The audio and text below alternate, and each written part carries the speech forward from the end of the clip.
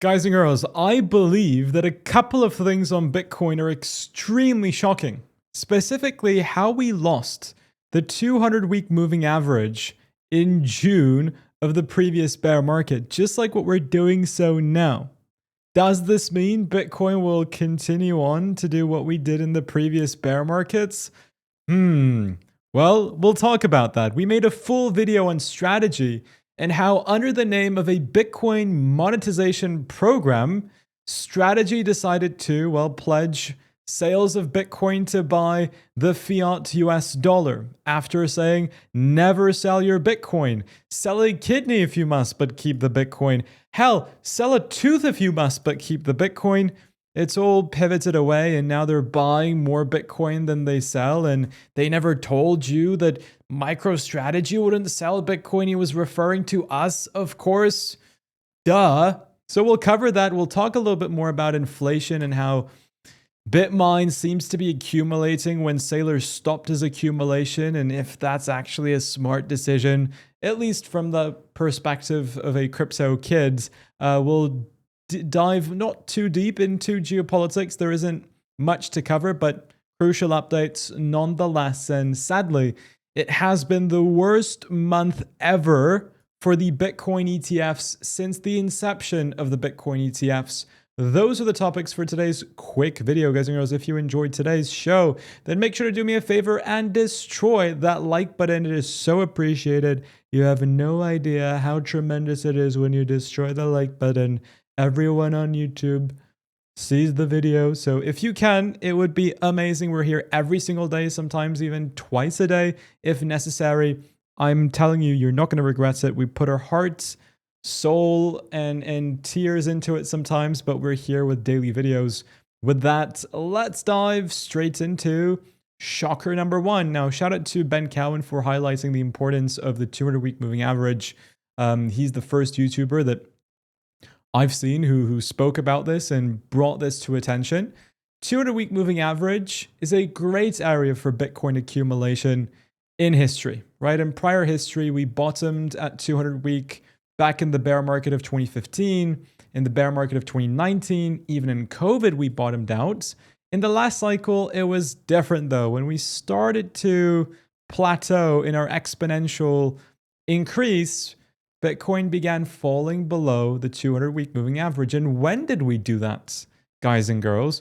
When did exactly Bitcoin fall below its 200-week moving average? Well, we did it in June of the midterm year. What month is it now? It is June. Is it a midterm year? It is a midterm year. It's exactly the same. We've been shouting at the top of our lungs.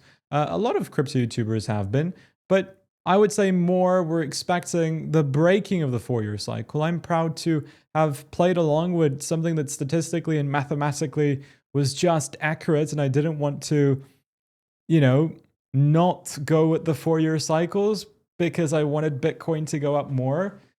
Again, like Ben says, trade the market you have, not the market you want. Every single pointer suggests a potentially lower Bitcoin. We've not breached the realized price in every cycle. We've gone below the average cost of every single Bitcoin ever bought in the universe.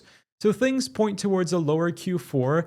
Would I wait for Q4 to buy into Bitcoin? Of course not. I mean, guys, come on. We're at a 53% discount. We're in extreme fear. What does the legendary of all legendary investors say? It's a cliche, but it's true. Warren Buffett, buy when there is fear, sell when there is greed.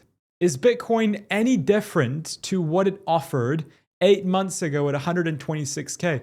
No. Bitcoin is the same Bitcoin from 8 months ago. It's the same Bitcoin from 5 years ago. It's the same Bitcoin from 10 years ago.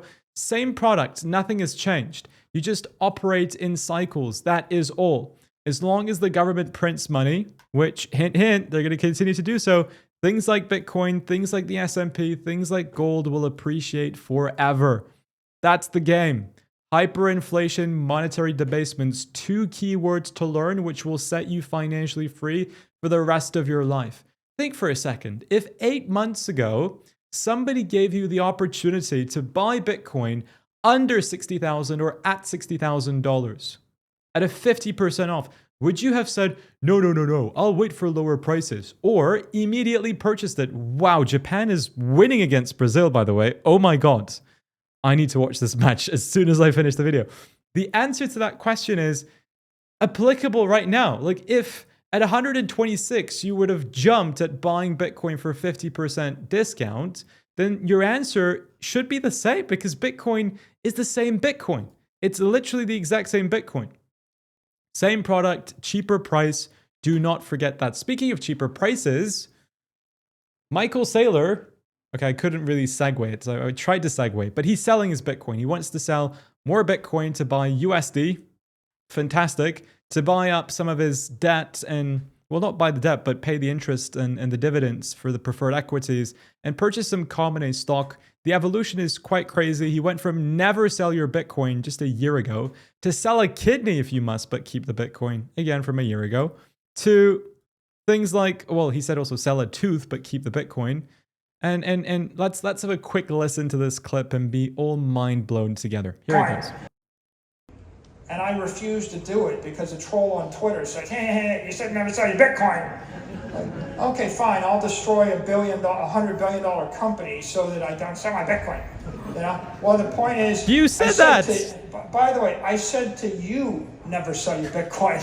I never said that the company wouldn't sell his Bitcoin. There you go, guys and girls. If you want a full deep dive on what in the world happened in the world of strategy, then please, I will put a card at the top right-hand section and leave this video as a link in the description. Go watch it. It's everything got to do with the latest announcements in strategy, the stock price of strategy, and the preferred equities. One guy, one man, the myth, the legend, the Tom Lee, has not stopped his accumulation of Ethereum, whilst people like Saylor may have stopped and in fact began to sell. Bitmine added another 27 whopping thousand Ethereum to their holdings to reach 5.7 million in total. I have no idea where they're getting this money from. I have no idea how this guy sleeps peacefully at night. Honestly, GG's. Quite jealous of him. Fun facts, well, sad facts. The price of Ethereum in 2018 was $1,430. If you adjust that number to inflation, 2018 dollars of Ethereum's high equate to $1,914, which means, ladies and gentlemen, if you have been holding Ethereum since 2018, you would be down an incredible 15% from your holdings. Fantastic. Yes, moving on. And that's because of, well, usually if you invest in proper assets, then they can hedge you against monetary debasement and inflation that eats away the cash in your pockets, unless that choice of investment is Ethereum, of course. Inflation is everywhere. You can see Apple increasing their prices all across the board. Elon Musk, the wealthiest guy in the world, making claims such as, quote unquote, in the future, 1 trillion times $1 trillion. What is that? Quintillion, septillion? Will be spent on making antimatter to travel to other star systems. What does this mean? He says things won't be measured in dollars then, just mass and energy. We don't have septillion or quintillion dollars in the circulation. But the thing that prevents human advancement and technological advancement in recent history has always been money. The Fed was created in 1913. They started issuing bonds. The debt cycle spiraled, and using debt creation, we went into the Industrial Revolution.